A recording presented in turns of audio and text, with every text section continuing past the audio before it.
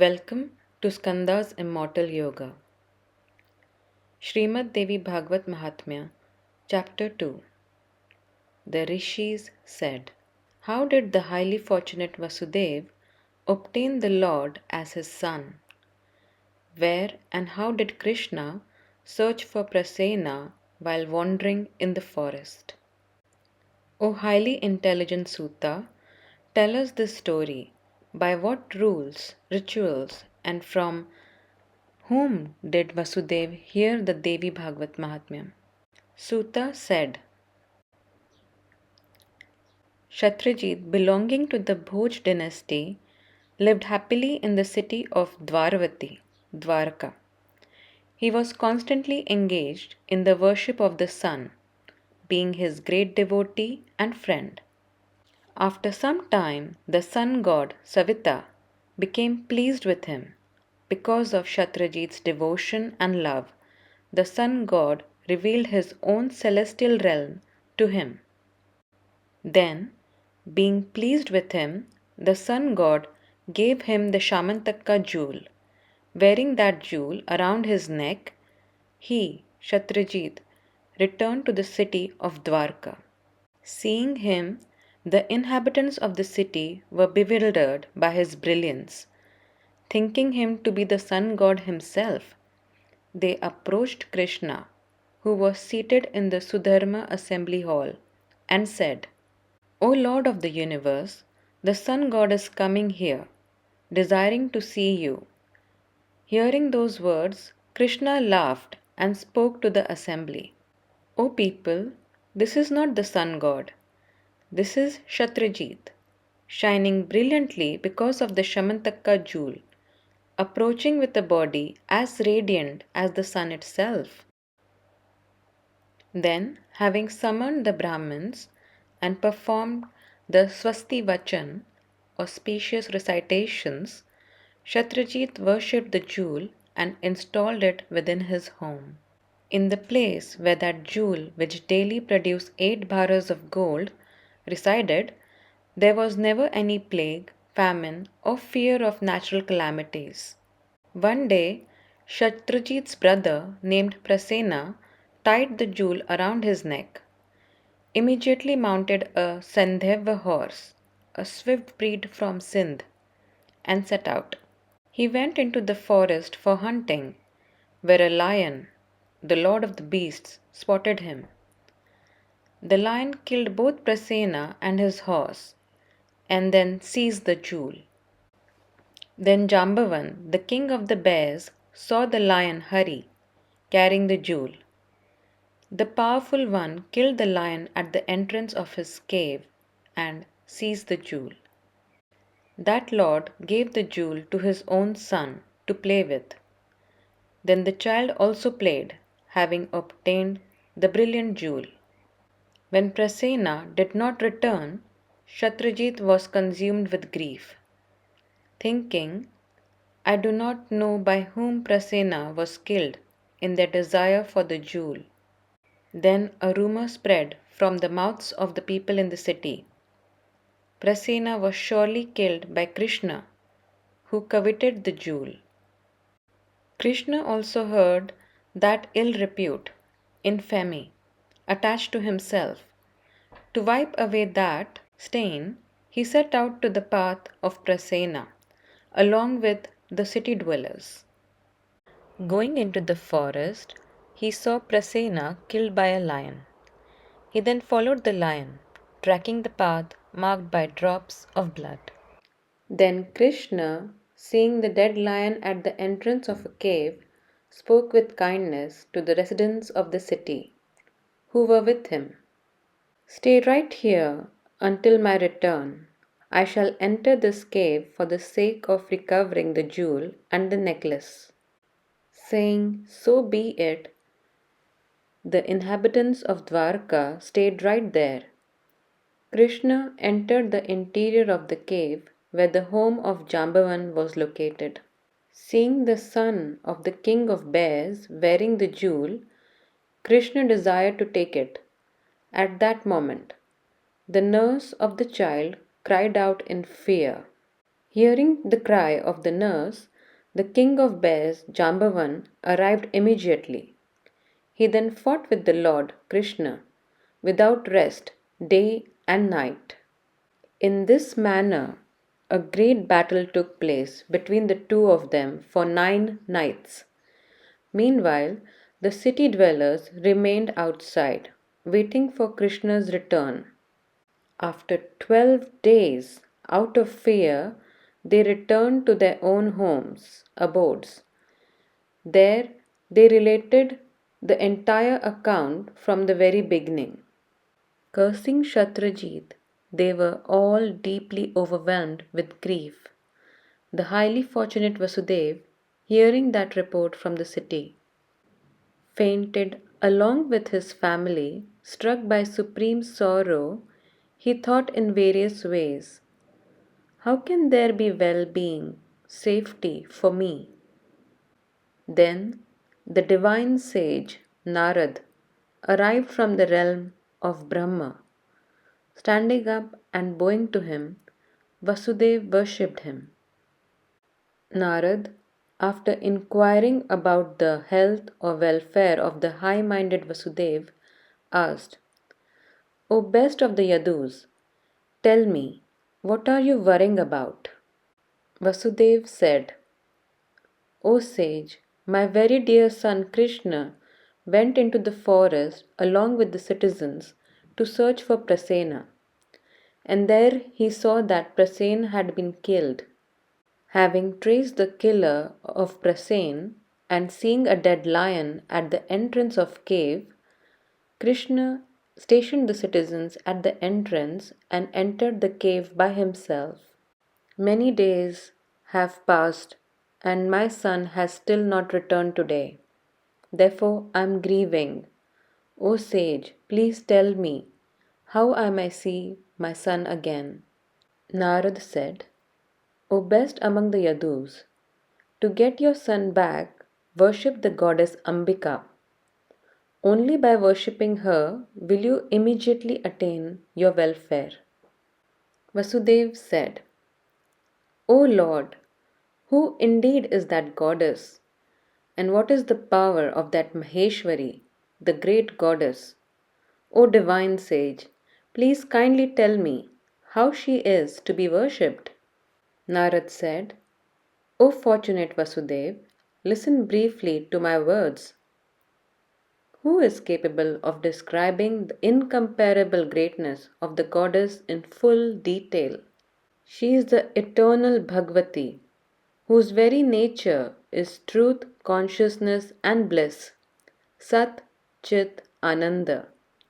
She is the goddess higher than the highest, by whom this entire universe is pervaded. By worshipping her, Brahma creates this world of moving and non moving beings, and by praising her, Brahma and Vishnu were liberated from the fear arising from the demons Madhu and Kaitabha. By her grace, Lord Vishnu sustains this universe, and by a mere side glance of her grace, Rudra, Shiva, dissolves it. She is the source of both righteousness, dharma, and unrighteousness, adharma. Yet she alone is the giver of liberation, mukti. She is the supreme knowledge, Param Vidya, the goddess, and she is the sovereign goddess over all lords. Narad said, worship the mother of the universe, Jagat Ambika, according to the injunctions of the Navratri ritual, and listen to the Devi Bhagvatam Puran over the course of 9 days. Merely by listening to it, you will immediately get your son back. Indeed, for those human beings who read or listen to it, worldly enjoyment, bhukti, and liberation, mukti, are never far away. Having been told this by Narad, Vasudev bowed down to him and spoke with supreme affection to Narad, the best among sages. Vasudev said, O Holy One, by your words, I am reminded of an event from my own past. Please listen, and I shall relate that history which is connected to the greatness of the goddess. Long ago, hearing a voice from the sky, an aerial voice, the sinful Kamsa learned that his own death would come from Devaki's eighth womb. Seized by anxiety, he imprisoned me along with my wife. I lived in the prison cell together with my wife Devaki. The wicked Kams killed every single son of mine as soon as he was born. 6 sons were slaughtered by him. Filled with immense grief, the faultless Queen Devaki suffered and lamented day and night. Then, desiring a son, I summoned sage Garga, bowed down and worshipped him. Having described Devaki's profound sorrow to him, I spoke to him, seeking a remedy. Vasudev said, O Holy One, O Ocean of Compassion, you are the preceptor, Guru of the Yadavas. O Sage, please tell me the means, sadhana, to obtain a long lived son. Then Sage Garga, an ocean of compassion, became pleased in his heart and said to me, O highly fortunate Vasudev, listen to that supreme means, sadhana. Worship that auspicious goddess Durga, who removes the distress and misfortunes of her devotees. By doing so, you will immediately attain your highest welfare. By worshipping her, all people can attain all their desires. There is absolutely nothing in the world that is difficult to obtain for those human beings who are devoted to the worship of Durga. Hearing this, filled with joy, I, along with my wife, bowed down with supreme devotion to that best of sages and with folded hands spoke as follows. Vasudev said, O Holy One, O Ocean of Compassion, if you have affection for me, then please first worship Goddess Chandika on my behalf. Imprisoned here in Kamsa's palace, I am unable to perform any rituals myself. Therefore, O high minded sage, you alone must rescue me from this ocean of sorrow. Having been requested by me in this way, the best of sages kindly replied, O Vasudev, out of affection for you, I shall perform what is beneficial for you. Then, thus requested by me, sage Garg went to the Vindhya mountains along with other Brahmins, desiring to propitiate Goddess Durga. Having arrived there, the sage deeply absorbed himself in the recitation of prayers, japa, and texts, patha, and worshipped the Mother of the Universe, who grants the desires of her devotees. When his period of disciplined vows, niyama, was completed, an incorporeal voice from the sky spoke, O sage, I am pleased. Your purpose will be accomplished. I have sent Lord Hari to remove the burden of the earth. He will incarnate from the womb of Devaki and Vasudev through his own partial manifestation. Out of fear of Kamsa, Anakadundubhi Vasudev will take that newborn child and deliver him safely to Nanda's house in Gokul. When Vasudev takes the daughter of Nanda back to his own quarters and delivers her to King Kamsa, Kamsa will then desire to strike her down onto the earth to kill her. Slipping instantly from his grasp and assuming a divine form, she, who is a partial manifestation of myself, will establish herself on the Vindhya mountains for the welfare of the universe. Hearing these words and bowing down to the Mother of the Universe, Sage Garg returned to the city of Mathura with a joyful heart. Having returned, he delightfully related the boon of the great goddess, which brought great happiness to Garg Acharya, and I then attained supreme joy. Since that very time, I have known the supreme and excellent majesty of the goddess, and now, O divine sage, I have heard it reinforced from your own lotus like mouth. Therefore, O Lord, please recount this Devi Bhagvatam Puran to me yourself. O ocean of compassion, it is surely by my great fortune alone that you have arrived here, O divine sage. Hearing the words of Vasudev, Narad, with a pleased mind, initiated the recitation of the sacred narrative, Katha, on an auspicious day under an auspicious asterism, Nakshatra. To ward off any obstacle to the recitation, the Brahmins chanted the 9-syllable mantra, Navakshar, and recited the hymn to the goddess, Devi Suktam, Chandi Pat, as prescribed in the Markandeya Puran.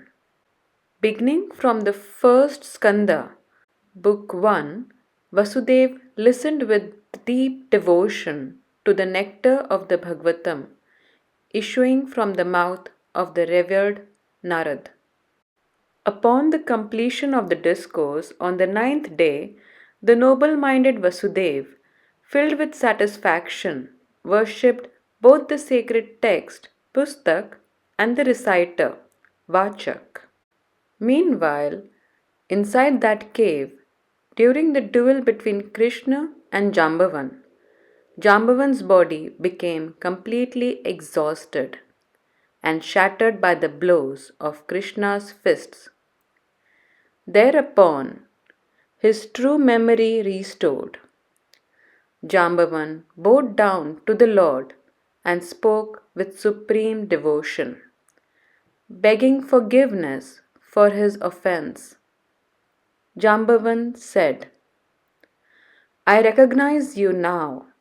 You are that best of the Raghu race, Lord Ram, by whose vrat the Lord of the rivers, the ocean trembled, and by whom Lanka was destroyed, along with Ravan and his followers. You indeed are that very Lord, O Krishna. Please forgive my offense. O Master, tell me what I should do. I am your servant in every way. Hearing the words of Jambavan, the Lord of the universe replied, O King of the bears, we came into this cave for the sake of the Shamantaka jewel. Thereupon, the king of the bears, with great affection, worshipped Krishna and presented to him his own auspicious daughter, Jambavati, along with the Shamantaka jewel. Taking her as his wife and wearing the jewel around his neck, Krishna took leave of the bear king and set out towards Dwarka. On the day the text recitation concluded, the noble-minded Vasudev fed the Brahmins and satisfied them with sacrificial feasts, dakshina. At the precise moment the twice-born Brahmins were bestowing them blessings, Lord Hari, Krishna, arrived, wearing the jewel and accompanied by his wife. Seeing Krishna together with his wife, Vasudev and other citizens, their eyes welling with tears of joy, attained supreme happiness. Then the divine sage Narad, delighted by Krishna's return, took leave of Vasudev and Krishna and departed for the assembly of Brahma. Whoever reads or listens with pure devotion and a clean heart to this narrative for Lord Hari, which is otherwise difficult to comprehend, becomes filled with happiness, forever free from worldly desires. And at the end of his bodily existence in this world, attains the path of liberation. Thus ends the second chapter of the Devi Bhagvatam Mahatmya from the Manaskanda of the Sri Skanda Puran.